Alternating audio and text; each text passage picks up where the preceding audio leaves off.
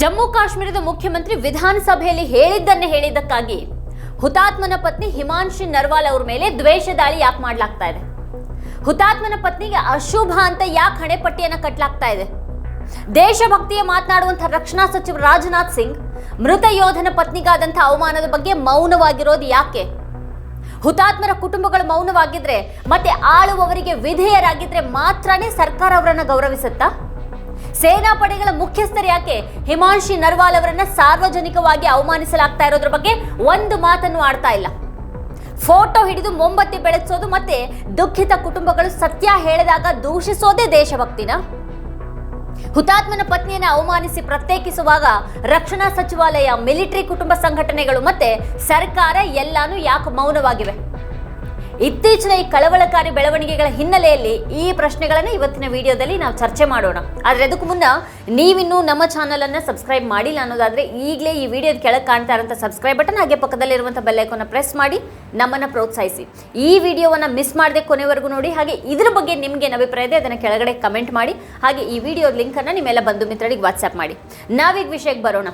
ದೇಶ ಬಯಸಿದ ಎಲ್ಲಾನೂ ನಡೆಯುತ್ತೆ ಅಂತ ರಕ್ಷಣಾ ಸಚಿವ ರಾಜನಾಥ್ ಸಿಂಗ್ ಅವರು ಹೇಳಿದ್ದಾರೆ. ಅವ್ರ ಈ ಹೇಳಿಕೆಗೆ ಭಾರಿ ಚಪ್ಪಾಳೆ ಕೂಡ ಬಿದ್ದಿದೆ. जैसा आप चाहते हैं वैसा होकर रहे हैं.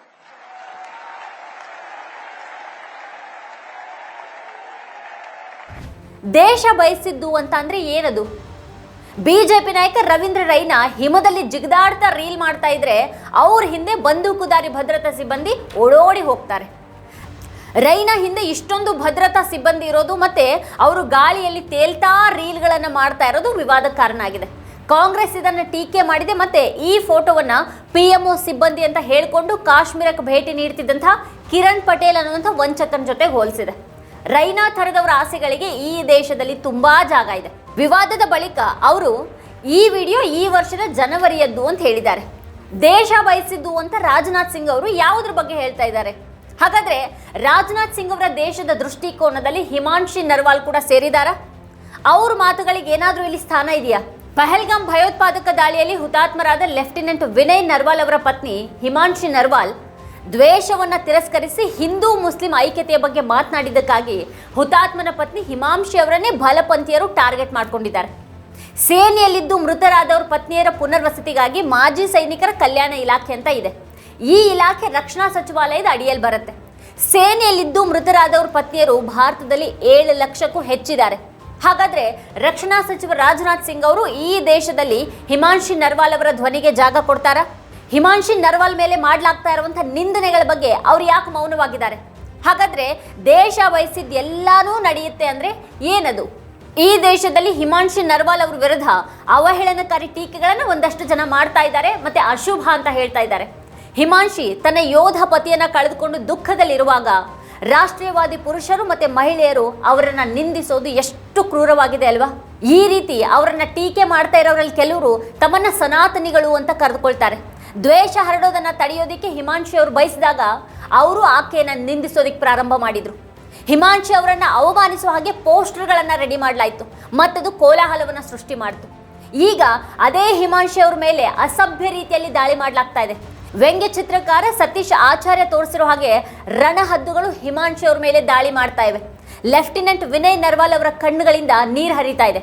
ಈ ವ್ಯಂಗ್ಯ ಚಿತ್ರದಲ್ಲಿ ಹಿಮಾಂಶಿ ನವ ವಿವಾಹಿತೆ ಅಂತ ತೋರಿಸುವಂಥ ಬಳೆಗಳನ್ನು ಸಹ ಹೊಂದಿದ್ದಾರೆ. ಭಾರತದ ಮೊದಲ ನೌಕಾ ಮುಖ್ಯಸ್ಥರ ಪುತ್ರಿ ಮತ್ತೆ 13ನೇ ನೌಕಾ ಮುಖ್ಯಸ್ಥರ ಪತ್ನಿ ಲಲಿತಾ ರಾಮದಾಸ್ ಅವರು ಹಿಮಾಂಶಿ ಅವರನ್ನ ಬೆಂಬಲಿಸಿ ಬಹಿರಂಗ ಪತ್ರ ಬರೆದಿದ್ದಾರೆ.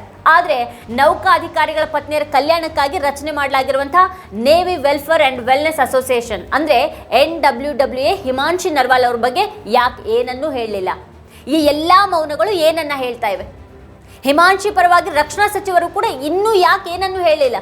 ಹಿಮಾಂಶಿ ಅವರನ್ನ ಅತ್ಯಂತ ಹೀನ ಮನಸ್ಥಿತಿಯಿಂದ ನಿಂದಿಸ್ತಾ ಇರುವ ಹಾಗೆ ಅವಮಾನಿಸ್ತಾ ಇರುವಂತಹ ಈ ಜನ ಯಾರು? ಮೃತ ಯೋಧನ ಪತ್ನಿ ಹಿಮಾಂಶಿ ಅವರನ್ನ ಇಷ್ಟೊಂದು ಅವಮಾನಿಸ್ತಾ ಇರುವಾಗಲೂ ಕೂಡ ಈ ದೇಶದ ರಕ್ಷಣಾ ಮಂತ್ರಿ ಯಾಕೆ ಹಿಮಾಂಶಿ ಅವ್ರ ಬಗ್ಗೆ ಒಂದು ಮಾತನ್ನು ಹೇಳಲಿಲ್ಲ? ಹಿಮಾಂಶಿ ಅವರ ಗೌರವ ಈ ದೇಶದ ವ್ಯಾಪ್ತಿಗೆ ಬರೋದಿಲ್ವಾ? ದೇಶ ಬಯಸೋದನ್ನ ಹಿಮಾಂಶಿ ಅವರು ಬಯಸೋದಿಲ್ವಾ? ಹಾಗಾದ್ರೆ ಏಕತೆಯ ಬಗ್ಗೆ ಮಾತನಾಡುವ ಮತ್ತೆ ದ್ವೇಷಿಸದ ಹಿಮಾಂಶಿ ಅವರನ್ನ ನಿಂದಿಸಿದವ್ರ ವಿರುದ್ಧ ಮಾತನಾಡೋದಕ್ಕೆ ರಕ್ಷಣಾ ಸಚಿವರಿಗೆ ಯಾಕೆ ಸಾಧ್ಯ ಆಗ್ತಾ ಇಲ್ಲ? ಹಿಮಾಂಶಿ ಅವರ ಆಶಯಗಳು ಈ ದೇಶದಲ್ಲಿ ಯಾವಾಗ ಸೇರ್ತವಾಗಿದ್ರೆ? ದೆಹಲಿಯ ಭಾರತ ಮಂಟಪದಲ್ಲಿ ಸನಾತನ ಸಂಸ್ಕೃತಿ ಜಾಗರಣ ಕಾರ್ಯಕ್ರಮದಲ್ಲಿ ರಕ್ಷಣಾ ಸಚಿವ ರಾಜನಾಥ್ ಸಿಂಗ್ ಅವರು ಮಾತಾಡಿದ್ದಾರೆ. ಹಿಮಾಂಶಿ ಅವರನ್ನ ಅಶುಭ ಅಂತ ಕರೆಯುವವರು ಮತ್ತೆ ಆಕೆಯ ವ್ಯಕ್ತಿತ್ವದ ಮೇಲೆ ದಾಳಿ ಮಾಡುವವರು ತಮ್ಮನ್ನ ಸನಾತನ ಸಂಸ್ಕೃತಿಯ ಪ್ರತಿಪಾದಕರು ಅಂತ ಕರೆದುಕೊಳ್ತಾರೆ.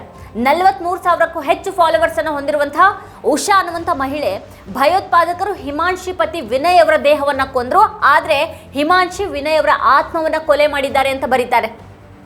ಅದಕ್ಕೆ ಪ್ರತಿಕ್ರಿಯೆಯಾಗಿ ಉಜ್ವಲ್ ಅನ್ನುವಂಥ ಹ್ಯಾಂಡಲ್ನಲ್ಲಿ ಅವರು JNU ಮೂಲದವರು ಮತ್ತೆ ಮುಸ್ಲಿಮರನ್ನ ಬೆಂಬಲಿಸ್ತಾರೆ. ವಿನಯ್ ನರ್ವಾಲ್ ಅವರ ಹತ್ಯೆಯಲ್ಲಿ ಹಿಮಾಂಶಿ ಭಾಗಿಯಾಗಿದ್ರೆ ಆಶ್ಚರ್ಯ ಪಡೋದಿಲ್ಲ ಅಂತ ಬರೆಯಲಾಗಿದೆ. ಉಷಾ ಅದಕ್ಕೆ ಒಪ್ಪಿಗೆಯನ್ನು ಸೂಚಿಸ್ತಾ ಅದೂ ಸಾಧ್ಯ ಅಂತ ಬರೆದಿದ್ದಾರೆ. 15,000 ಜನ ಫಾಲೋ ಮಾಡುವಂತಹ ಮೋಕ್ಷ ಆಫ್ ಮೆನ್ ಅನ್ನುವಂಥ ಹ್ಯಾಂಡಲ್ನಲ್ಲಿ ಮಿಶ್ರಾಜ್ ಅನ್ನುವಂಥ ಹೆಸರು ಕಾಣಿಸ್ತಾ ಇದ್ದು ಅವರು ತಮ್ಮನ್ನ ನಿಜವಾದ ಸನಾತನಿ ಅಂತ ಕರೆದುಕೊಂಡಿದ್ದಾರೆ. ಅವರ ಬಯೋದಲ್ಲಿ ಸತ್ಯವೇ ಶಿವ, ಶಿವನೇ ಸುಂದರ ಅನ್ನುವಂಥ ಸಾಲುಗಳಿವೆ. ಆದರೆ ಹಿಮಾಂಶಿ ಅವ್ರ ಬಗ್ಗೆ ಬರೆದದ್ದು ಅದಕ್ಕೆ ತದ್ದು ವಿರುದ್ಧ. ಆ ವ್ಯಕ್ತಿ ತಮ್ಮ ವಿಳಾಸವನ್ನ ಜರ್ಮನಿ ಅಂತ ನೀಡಿದ್ದಾರೆ. ಹಿಮಾಂಶಿ JNUನಲ್ಲಿ ಕಾಶ್ಮೀರಿ ಹುಡುಗರ ಕೋಣೆಗೆ ಹೋಗ್ತಾ ಇದ್ರು ಅಂತ ಬರೀತಾರೆ. ಪ್ರೇಮ್ ಪಾಂಡೆ ಅವರ ಮತ್ತೊಂದು ಟ್ವೀಟ್ನಲ್ಲಿಯೂ ಕೂಡ ಹಿಮಾಂಶಿ JNUನಲ್ಲಿರುವಂತಹ ಕಾಶ್ಮೀರಿ ಹುಡುಗರ ಹಾಸ್ಟೆಲ್ಗೆ ಹೋಗ್ತಾ ಇದ್ರು ಅಂತ ನಿಂದನೀಯ ಪದಗಳನ್ನು ಬಳಸಿ ಬರೆಯಲಾಗಿದೆ. ಈಗ ನಡೆದಿರೋದನ್ನ ಕರ್ಮಫಲ ಅಂತ ಹೇಳಲಾಗಿದೆ. ಸನಾತನದ ಹೆಸರಿನಲ್ಲಿ ರಾಜಕೀಯ ಮಾಡುವಂಥ ಇವ್ರ ನಡುವಿನ ಸಂಬಂಧವನ್ನ ಇಲ್ಲಿ ಗಮನಿಸಬಹುದು. ಅವರು ಕೆಲವೇ ಜನರು ಅಂತ ಕೂಡ ನಾವು ಕಾಣಬಹುದು, ಆದರೆ ಎಚ್ಚರಿಕೆಯಿಂದ ನೋಡಿದ್ರೆ ಎಲ್ಲರೂ ಪರಸ್ಪರ ಸಂಪರ್ಕವನ್ನ ಹೊಂದಿದಂಥ ಒಂದು ದೊಡ್ಡ ವ್ಯವಸ್ಥೆನೇ ಕಾಣುತ್ತೆ ಇಲ್ಲಿ. ಹಾಗಾಗಿ ಹಿಮಾಂಶಿ ಬಗ್ಗೆ ಅತ್ಯಂತ ಹೀನ ಮನಸ್ಸಿಂದ ಬರಿತಾ ಇರುವಂತಹ ಒಂದು ದೊಡ್ಡ ವ್ಯವಸ್ಥೆನೇ ಇದೆ. ಅಂಥ ಸನಾತನ ಸಂಸ್ಕೃತಿ ಜಾಗರಣ ವೇದಿಕೆಯಲ್ಲಿ ನಿಂತು ಮಾತನಾಡುವಂಥ ರಕ್ಷಣಾ ಸಚಿವ ರಾಜನಾಥ್ ಸಿಂಗ್ ದೇಶ ಬಯಸಿದ ಎಲ್ಲಾನು ಈಡೇರುತ್ತೆ ಅಂತ ಹೇಳ್ತಾರೆ. ಆದರೆ ಸನಾತನದ ರಕ್ಷಕರು ಮತ್ತೆ ಅನುಯಾಯಿಗಳು ಅಂತ ಕರೆದುಕೊಳ್ಳುವಂಥ ಈ ಜನ ಒಬ್ಬ ಮಹಿಳೆಯ ಬಗ್ಗೆ ಬಳಸ್ತಾ ಇರುವಂಥ ಭಾಷೆಯನ್ನ ರಕ್ಷಣಾ ಸಚಿವರು ಇನ್ನೂ ಯಾಕೆ ಅರ್ಥ ಮಾಡ್ಕೊಳ್ಳೋದಕ್ಕೆ ಸಾಧ್ಯ ಆಗ್ತಾ ಇಲ್ಲ? ರಕ್ಷಣಾ ಸಚಿವ ರಾಜನಾಥ್ ಸಿಂಗ್ ಅವರು ಯಾಕೆ ಏನನ್ನು ಹೇಳಲಿಲ್ಲ? ಸನಾತನ ಸಂಸ್ಕೃತಿಯ ರಕ್ಷಕರಲ್ಲಿ ಒಬ್ಬರು ಕೂಡ ಮಹಿಳೆಯ ಮೇಲಿನ ಈ ರೀತಿಯ ದಾಳಿಯನ್ನು ಪ್ರತಿಭಟಿಸಿಲ್ಲ. ಅವರು ಪ್ರತಿಭಟಿಸೋದಕ್ಕೆ ಸಾಧ್ಯನೂ ಇಲ್ಲ. ಟ್ವಿಟ್ಟರ್ನಲ್ಲಿ ಅನೇಕ ಜನರು ಬರೆದಾಗ ಪತ್ರಕರ್ತೆಯರು ಬರೆದ್ರು. ಅದಾದ ನಂತರ ರಾಷ್ಟ್ರೀಯ ಮಹಿಳಾ ಆಯೋಗದಿಂದ ಒಂದು ಹೇಳಿಕೆ ಬಂತು.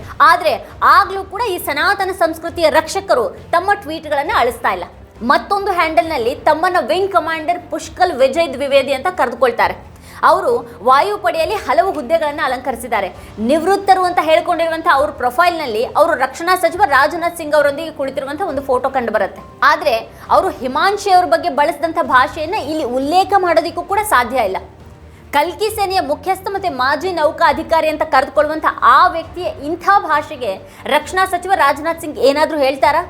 ಪಾಕಿಸ್ತಾನದ ಮೇಲೆ ದಾಳಿ ಮಾಡೋದು ತುಂಬಾ ಸುಲಭ, ಆದರೆ ಸನಾತನಿಗಳು ಅಂತ ಹೇಳಿಕೊಳ್ಳುವವರು ಇಂಥ ಮಾತುಗಳನ್ನು ಖಂಡಿಸೋದು ತುಂಬಾ ಕಷ್ಟ ಇದೆಯಾ? ಆ ರೀತಿ ಕಷ್ಟ ಆಗೋದಕ್ಕೆ ಅವ್ರು ತಮ್ಮ ಜನರ ವರ್ಗಕ್ಕೆ ಸೇರಿದವರು ಅನ್ನೋದು ಕಾರಣನ? ವಿಂಗ್ ಕಮಾಂಡರ್ ಪುಷ್ಕಲ್ ವಿಜಯ್ ದ್ವಿವೇದಿ ಅವರ ಟ್ವೀಟ್ ಅನ್ನ ಆಲ್ಟ್ ನ್ಯೂಸ್ನ ಮೊಹಮ್ಮದ್ ಜುಬೇರ್ ಉಲ್ಲೇಖ ಮಾಡಿದ್ದಾರೆ. ಒಬ್ಬ ನಿವೃತ್ತ ಸೇನಾಧಿಕಾರಿನೇ ಮೃತ ಯೋಧನ ಪತ್ನಿಯನ್ನ ಈ ರೀತಿ ಟಾರ್ಗೆಟ್ ಮಾಡಿರುವಾಗ ಬಿಜೆಪಿಗೆ ಹತ್ತಿರರಾದವರ ಇತರರಿಂದ ನಾವು ಇನ್ನೇನು ನಿರೀಕ್ಷೆ ಮಾಡಬಹುದು ಅಂತ ಕೇಳಿದ್ದಾರೆ.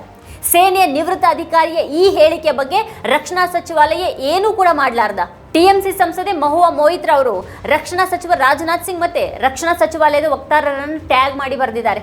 ಸರ್ಕಾರದ ಸ್ವಂತ ವೈಫಲ್ಯ ಮತ್ತೆ ಭದ್ರತೆಯ ಕೊರತೆಯಿಂದಾಗಿ ಒಬ್ಬ ನೌಕಾ ಅಧಿಕಾರಿಯನ್ನು ಕೊಲೆ ಮಾಡಲಾಯಿತು ಮತ್ತು ಅವ್ರ ಪತ್ನಿಯ ಮೇಲೆ ದೌರ್ಜನ್ಯವನ್ನು ನಡೆಸಲಾಗ್ತಾ ಇದೆ, ಅವರ ಚಾರಿತ್ರ್ಯ ಹರಣ ಮಾಡಲಾಗ್ತಾ ಇದೆ. ನೀವು ಕೇವಲ ತಮಾಷೆಯನ್ನು ನೋಡ್ತಾ ಇದ್ದೀರಾ ಅಥವಾ ಏನಾದರೂ ಕ್ರಮವನ್ನು ಕೈಗೊಳ್ತೀರಾ ಅಂತ ಅವ್ರು ಕೇಳಿದ್ದಾರೆ. ಪಹಲ್ಗಾಮ್ ಭಯೋತ್ಪಾದಕ ದಾಳಿಯಲ್ಲಿ ಹುತಾತ್ಮರಾದ ಲೆಫ್ಟಿನೆಂಟ್ ವಿನಯ್ ನರ್ವಾಲ್ ಅವರ ಪತ್ನಿ ಹಿಮಾಂಶಿ ಅವರು ಶಾಂತಿ ಮತ್ತು ಮಾನವೀಯತೆ ಬಗ್ಗೆ ಮಾತನಾಡಿದ್ದಕ್ಕಾಗಿ ಈಗ ದ್ವೇಷಪೂರಿತ ಟೀಕೆಗಳಿಗೆ ಗುರಿಯಾಗ್ತಾ ಇದ್ದಾರೆ ಅಂತ ಕಾಂಗ್ರೆಸ್ ನಾಯಕ ದೀಪೇಂದ್ರ ಹುಡಾ ಅವರು ಬರೆದಿದ್ದಾರೆ. ಭಯೋತ್ಪಾದಕರು ಆಕೆಯ ಪತ್ನಿಯನ್ನ ಕೊಂದಿದ್ದಾರೆ ಮತ್ತೆ ಈ ದ್ವೇಷಪೂರಿತ ಜನರು ಹುತಾತ್ಮರ ಕುಟುಂಬದ ಘನತೆಯನ್ನು ಕಸಿದುಕೊಳ್ಳೋದಕ್ಕೆ ಹೊರಟಿದ್ದಾರೆ ಅಂತ ಅವ್ರು ಹೇಳಿದ್ದಾರೆ. ಹಿಮಾಂಶಿ ನರ್ವಾಲ್ ಮೇಲೆ ನಡೆಸಲಾಗ್ತಾ ಇರುವಂತಹ ನಿಂದನೆಗಳು ಕೇವಲ ರಾಜಕೀಯ ಸ್ವರೂಪದ್ದಲ್ಲ, ಅದು ಸಾಮಾಜಿಕ ಮತ್ತೆ ಕೌಟುಂಬಿಕ ಕೂಡ ಆಗಿದೆ ಅಂತ ದೀಪೇಂದ್ರ ಹುಡಾ ಹೇಳ್ತಾರೆ. ಹೆಚ್ಚಿನ ಭಾರತೀಯ ಹುಡುಗಿಯರು ಮದುವೆಗೆ ಮುನ್ನ ಇದೇ ರೀತಿಯ ದಾಳಿಗಳನ್ನು ಎದುರಿಸಬೇಕಾಗತ್ತೆ. ಹಣೆ ಬರಹ, ಗ್ರಹಗಳು, ನಕ್ಷತ್ರ ಅಂತೆಲ್ಲ ದೂಷಣೆಯನ್ನು ಮಾಡಲಾಗತ್ತೆ. ಆಕೆಯ ಕಾಲ್ಗುಣ ಸರಿ ಇಲ್ಲ, ಅಮಂಗಳ ಅಂತೆಲ್ಲ ಮಾತಾಡ್ತಾ ಎಲ್ಲದಕ್ಕೂ ಹೆಣ್ಣನ್ನು ನಿರಂತರವಾಗಿ ದೂಷಿಸೋದು ಈ ದೇಶದಲ್ಲಿ ನಡೆಯುತ್ತೆ. ಹಿಮಾಂಶಿ ಅವರಿಗೆ ಮಾಡಲಾಗ್ತಾ ಇರುವಂಥ ಅವಮಾನದ ಬಗ್ಗೆ ಮೋದಿ ಸರ್ಕಾರ ಮೌನ ವಹಿಸಿದೆ. ರಾಷ್ಟ್ರೀಯ ಮಹಿಳಾ ಆಯೋಗ ತನ್ನ ಮೌನ ಮುರಿದಿದೆ.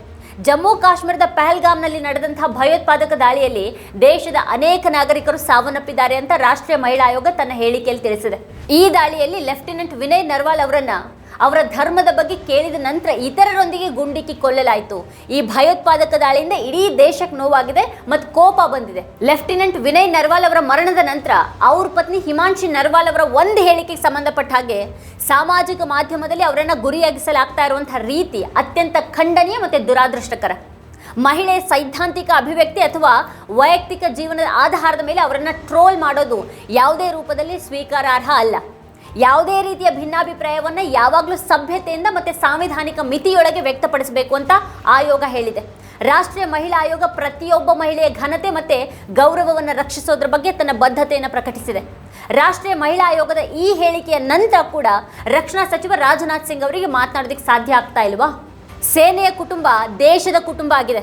ಆದರೆ ರಕ್ಷಣಾ ಸಚಿವರು ಹುತಾತ್ಮನ ಪತ್ನಿಯನ್ನು ಅವಹೇಳನ ಮಾಡುವಂಥ ಆ ಜನರಿಗೆ ಏನನ್ನು ಯಾಕೆ ಹೇಳೋದಿಲ್ಲ? ಬಹುಶಃ ಅವರು ಏನು ಹೇಳ್ದೇನೆ ಇರಬಹುದು. ಯಾಕಂದ್ರೆ ಇವತ್ತಿನ ರಾಜಕೀಯದ ಅಡಿಪಾಯ ಹಿಮಾಂಶಿಯನ್ನ ಅವಮಾನಿಸಿದವ್ರ ಮೇಲೇನೆ ಆಧಾರಿತವಾಗಿದೆ.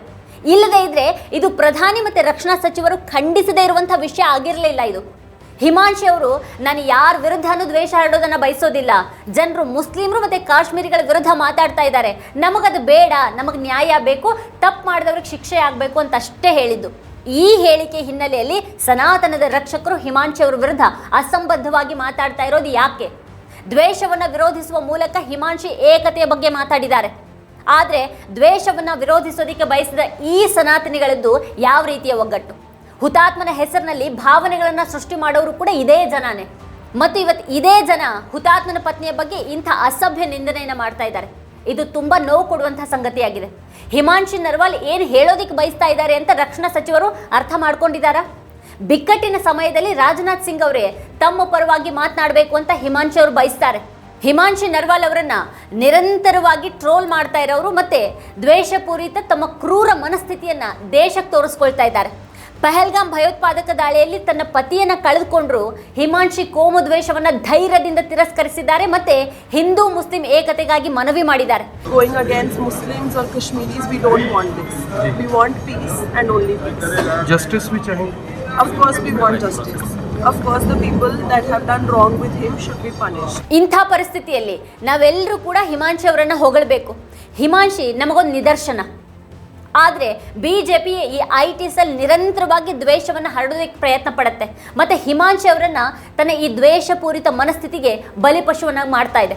ಬಿಜೆಪಿ IT ಸೆಲ್ ಥರ ಒಂದು ಗುಂಪು ಕಟ್ಟಿಕೊಂಡು ಮಹಿಳೆಯರ ಮೇಲೆ ದೌರ್ಜನ್ಯ ಮಾಡೋದು ಇಷ್ಟು ಸುಲಭ ಆಗಿರುವಾಗ ಹಿಮಾಂಶಿ ಪರವಾಗಿ ನಿಲ್ಲೋದು ಮೋದಿ ಸರ್ಕಾರಕ್ಕೆ ಅಷ್ಟೊಂದು ಕಷ್ಟನಾ? ಹಿಮಾಂಶಿ ಅವರನ್ನ ನಿಂದಿಸ್ತಾ ಇರುವಂಥ ಅನೇಕರಿಗೆ ಟ್ವಿಟರ್ನಲ್ಲಿ ತಮ್ಮ ನಿಜವಾದ ಗುರುತು ಕೂಡ ಇಲ್ಲ. ತಮಗೊಂದು ಸ್ವಂತ ಗುರುತೇ ಇಲ್ಲದಂಥ ಈ ಬಾಡಿಗೆ ಮಂದಿ ಏನು ಬೇಕಾದರೂ ಹೇಳಿ ತಾವು ನಿಶ್ಚಿಂತರಾಗಿ ಉಳಿದು ಬಿಡ್ತಾರೆ. ಸರ್ಕಾರ ಅವ್ರ ವಿರುದ್ಧ ಯಾವುದೇ ಕ್ರಮವನ್ನು ಕೈಗೊಳ್ಳೋದಿಲ್ಲ. ಆದರೆ ಇದೆಲ್ಲಾನು ಹಿಮಾಂಶಿ ಅವರ ಜೀವನದ ಮೇಲೆ ಎಷ್ಟು ಪರಿಣಾಮ ಬೀರುತ್ತಲ್ವಾ? ಇಂಥ ಯಾವುದೇ ಘಟನೆಯ ನೆಪದಲ್ಲಿ ಜನರ ಗುಂಪಿನಲ್ಲಿ ಬಂದಾಗ ಅವ್ರಿಗೂ ಹಾಗೆ ಆ ಘಟನೆಗೆ ಯಾವುದೇ ಸಂಬಂಧನೂ ಇರೋದಿಲ್ಲ. ಹಿಮಾಂಶಿಯನ್ನ ಕೆಟ್ಟ ಶಕುನ ಅಂತ ಕರೆದವ್ರ ವಿರುದ್ಧ, ಪತಿಯ ಸಾವಿಗೆ ಆಕೆಯನ್ನೇ ಹೊಣೆ ಮಾಡಿದವ್ರ ವಿರುದ್ಧ ಕ್ರಮ ತೆಗೆದುಕೊಳ್ಳುವಂಥ ಮಾತು ಆಗಿರಲಿ ಅತ್ಲಾಗೆ ಖಂಡಿಸೋದು ಇಲ್ಲ. ಆದರೆ ಸರ್ಕಾರವನ್ನು ಪ್ರಶ್ನೆ ಮಾಡಿದಂಥ ನೇಹಾ ಸಿಂಗ್ ರಾಥೋಡ್ ಅಂಥವ್ರ ವಿರುದ್ಧ FIR ದಾಖಲಾಗುತ್ತೆ. ಭದ್ರತೆ ಅಪಾಯದಲ್ಲಿದೆ, ಮಹಿಳೆಯ ಘನತೆ ಮತ್ತು ಸಭ್ಯತೆಗೆ ಧಕ್ಕೆ ಆಗ್ತಾ ಇದೆ. ಆದರೆ ರಕ್ಷಣಾ ಸಚಿವರಾಗಿರುವಂಥ ರಾಜನಾಥ್ ಸಿಂಗ್ ಅವರು ಸೇರಿದಂತೆ ಯಾವುದೇ ಬಿಜೆಪಿ ನಾಯಕರು ಇದು ಯಾವುದನ್ನು ಕೂಡ ಪ್ರತಿಭಟಿಸ್ತಾ ಇಲ್ಲ. ಒಮ್ಮೆ ಪ್ರಧಾನಿ ಮೋದಿ ಅವರು ಯಾವುದೇ ಹೆಸರನ್ನು ತೆಗೆದುಕೊಳ್ಳದೆ ಕಾಂಗ್ರೆಸ್ಸಿನ ವಿಧವೆ ಅನ್ನುವಂಥ ಒಂದು ಪದ ಪ್ರಯೋಗ ಮಾಡಿದ್ರು ಅನ್ನೋದನ್ನು ನಾವಿಲ್ಲಿ ನೆನಪು ಮಾಡ್ಕೊಳ್ಬಹುದು. ದೆಹಲಿಯಲ್ಲಿ ಸನಾತನ ಸಂಸ್ಕೃತಿ ಜಾಗರಣ ಕಾರ್ಯಕ್ರಮದಲ್ಲಿ ದೇಶ ಏನು ಬಯಸುತ್ತೋ ಅದೇ ಈಡೇರುತ್ತೆ ಅಂತ ರಾಜನಾಥ್ ಸಿಂಗ್ ಅವರು ಹೇಳಿದರು. ಆದರೆ ವಾಸ್ತವದಲ್ಲಿ ದೇಶ ಒಂಟಿಯಾಗಿದೆ. ಇದೇ ಇವತ್ತಿನ ಸ್ಪೆಷಲ್. ನೋಡ್ತಾ ಇರಿ ವಾರ್ತಾಭಾರತಿ. ನೀವಿನ್ನೂ ವಾರ್ತಾಭಾರತಿ ಯೂಟ್ಯೂಬ್ ಚಾನಲನ್ನು ಸಬ್ಸ್ಕ್ರೈಬ್ ಮಾಡಿಲ್ಲ ಅನ್ನೋದಾದರೆ ಈ ಕೂಡಲೇ ಸಬ್ಸ್ಕ್ರೈಬ್ ಮಾಡಿ, ಹಾಗೆ ಪಕ್ಕದಲ್ಲಿರುವಂಥ ಬೆಲ್ ಐಕಾನ್ ಪ್ರೆಸ್ ಮಾಡಿ ನಮ್ಮನ್ನು ಬೆಂಬಲಿಸಿ.